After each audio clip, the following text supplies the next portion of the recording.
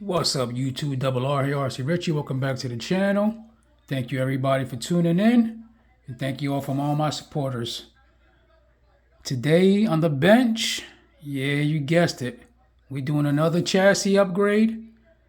And if you've been looking at my channel lately, man, I picked up a chassis from Punishment RC off of Etsy. And man, I gotta say, I absolutely love that chassis so much. We had to get another one. So yeah, my plan is to basically upgrade the chassis that I do already have, because that chassis is awesome. It has a 20-degree skid, and man, it thing performs.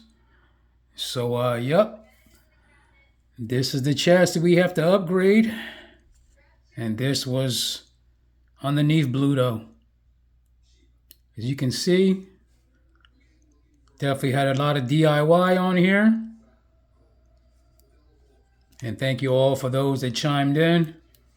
This is the one, the infamous knuckle. As you can see, where's the camera on this side? That's the mess that I had to come up with to drill it out. And that's a 1.5, but yeah, that's horrible. So we're not rocking that anymore. But yep, time to upgrade. So hit up Anthony. And I picked up another chassis. But this time we went for deadbolt length. Deadbolt C10, JOU. You know it. And here she is. Still not set up.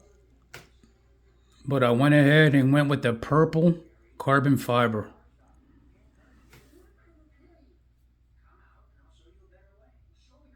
My light is not doing any justice, man, but this thing is sharp. Beautiful. Went with the black links. And you guys were not aware, but these axles, the front one is a new one. I reached out to Endura and they actually replaced it because I was having a knuckle issue. So first they replaced the knuckle, sent out a wrong knuckle. And then they wind up sending me a new axle. So I went ahead and modded that as well, just like the other one, to get a little bit more steering angle. Eventually I'm going to need the CVDs for this. This is still running dog bones. But I decided to recycle these axles and put them on this build. These were the ones that were on the 155 Gladiator SCX chassis, which was converted over to the 160. So yep, pull those. Actually pull the 33% overdrive. We have it in here now. And now, yep, this is what we have. But unfortunately, the transmission that I was running in here is still the stock transmission, running the purple 50 turn. But I don't know about you guys, man. Me and these stock transmissions, they always tend to break on me on these mounting tabs. This one and this one. And once those break, you're going to have some free play in the drive line. And that's no bueno. So yep, your boy needed another transmission. So we out there looking. And I said, you know what? I'm going to jump in the deep end and grab me one of these budget transmission brushless combos. Yeah, I know. But me in the past, I've definitely tried some of these products in the past. And to be honest with you, you have your own issues with this stuff. The stuff is good. You know, this stuff at the end of the day comes from all the same places. They put their names on them. Long story short, we went ahead and got the a brushless pancake style with the transmission. And yep, she finally came. But the problem is, with this layout, being as though we have short links up front, I was running into issues with the front shaft being way too short to meet up with the front. And when I tell you I did all types of trimming, I'm going to show you what I ended up with, because I tried it out first on some plastic drive lines that the stock ones come with. I got down to this bare minimum.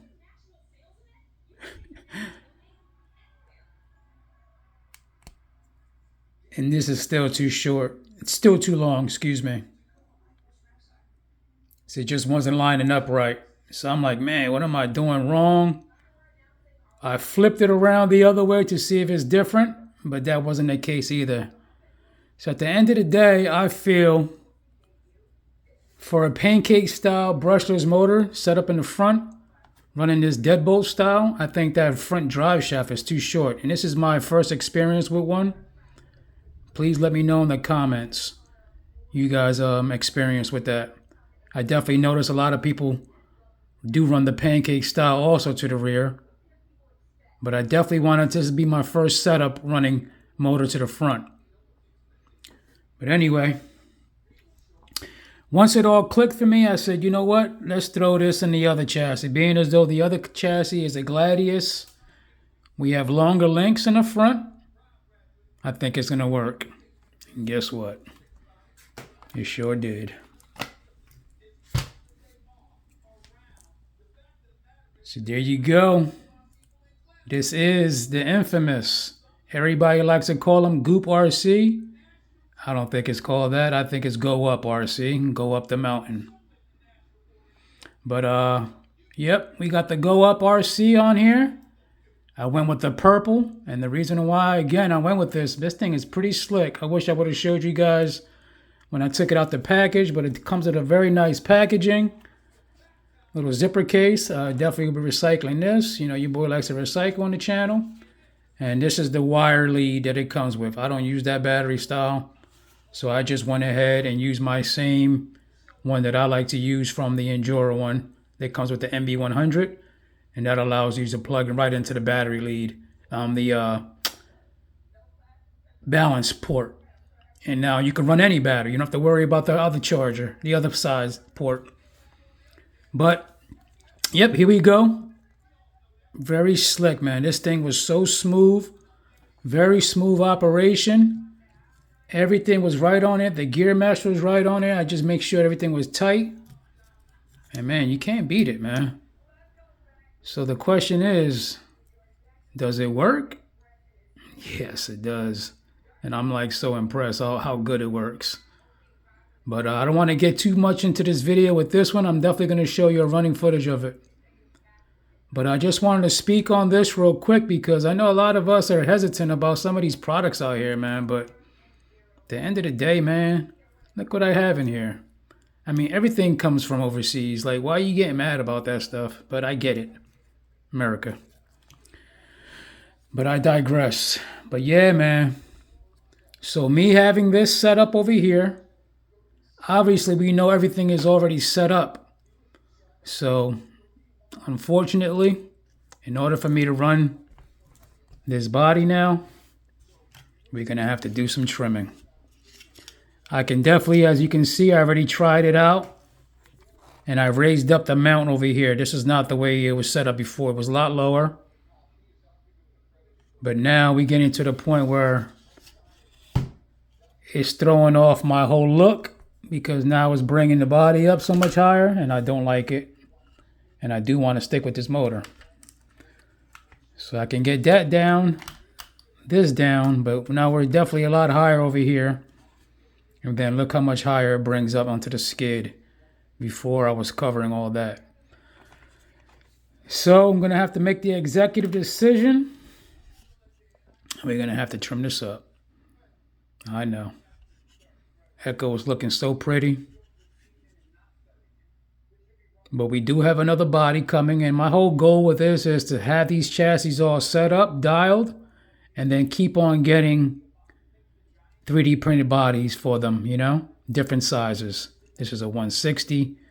The Bluto, that's going to be your 130s, 134, you know, so on and so forth. Definitely want a mini.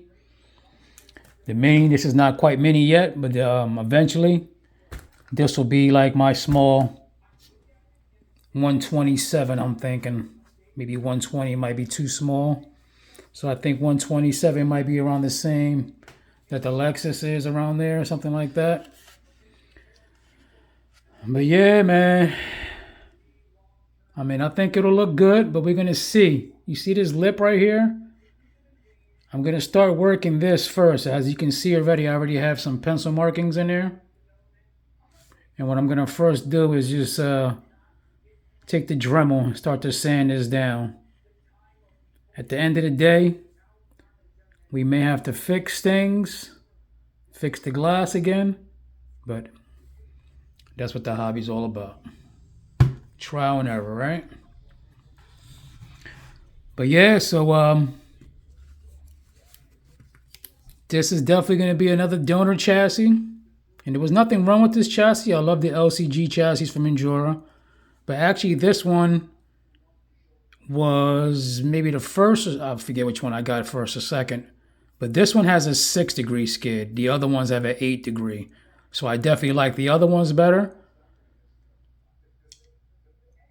But eventually, I'm going to definitely recycle the other one. There was the Gladiator build and start playing around with these links and doing some bending.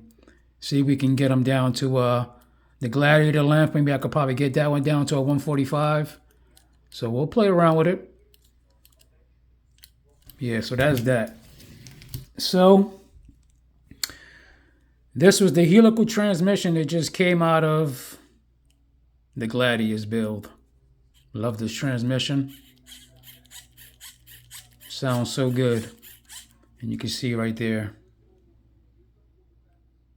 their spiral cut.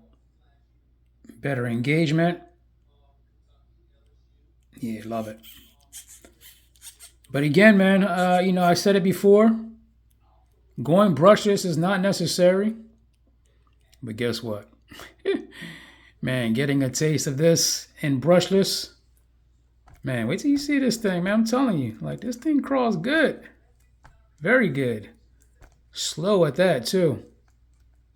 Also, another thing, I was playing around with the wire leads. Most orientation for motors, especially inboard, counterclockwise. So for this one, I wanted to get the direction going counterclockwise, but every time I switched the wires and did that, I switched to the remote, reverse, it still seemed like the orientation is this way. So we're just going to keep it that way. But yeah, man. So again, this is going to be going in here. And I'm going to be playing around with this as well. I'm thinking about, I might run this in the forward orientation now to see how we can get going on with that. Get some forward bias. So we'll do that. Yeah, I'm excited, man. But now we're going to definitely have to fit this body as well. And again, people, anytime you fit in these bodies, man, it's a pain in the butt if you need to refit things. But I know for me, once I stick my glue, my magnets, I like to take my little flush cutters and then just start working at it. And eventually I can free up the magnets. And again, you know me, Recycle Richie. I need those magnets to recycle them. Stuff ain't cheap, man. It adds up. You got money to blow around there, that's cool. I came up with another popsicle stick. It got rid of the old one, which had the cushion coming down. And then this one is probably going to be the best. I have markings over here. I'm still have to glue this in. I was just waiting to fit the motor before I could finally fit this in. But as you can see, this is all trimmed up. I painted it already. And this is sitting right on the lip inside that. It's like perfect if you wanted to put a deck in here. But yeah, I'm going to touch that up, set that in with the glue. As you can see, it's perfect underneath. It's all painted up. And then that's going to tap into that. But yeah, man, love it. Love, love, love, love this chassis. This thing is sick. But yep, we got the MB100 going in there. We'll set all this stuff up. Got the same receiver, and we got our drive shafts. Luckily, I was sitting on some old drive shafts to play around with that, but at the end of the day, like I said, it still did not work. Again, please let me know in the comments if someone has done that and am I doing something wrong? Because literally, to me, I mean, this thing, it needed to be shorter than this, and that's small. But just maybe it just doesn't work out. But yeah, right now, before I can even trim up that body, there will be a video. I'm going to show you this running footage. And I want to show you that going budget, is it worth it? I think so. You know, I got lucky with this one. Like I said, I've done it in the past. My Mojave Grom has one of these brushless setups off of Amazon, and I loved it. I played around with a couple different ones. But yep, thank you all for watching, for tuning in, liking, and subscribing. If you haven't, please do so. Doesn't cost you anything, but it helps me out immensely. Keeps me motivated. You know, keep that inspiration going. Keep the bills coming. Absolutely love crawling. Man, it definitely trumps all the other genres now for me, for RCing. But yeah, thank you so much for tuning in. And yep, the next video you're gonna see this thing go. Blade 2.0. Deuces.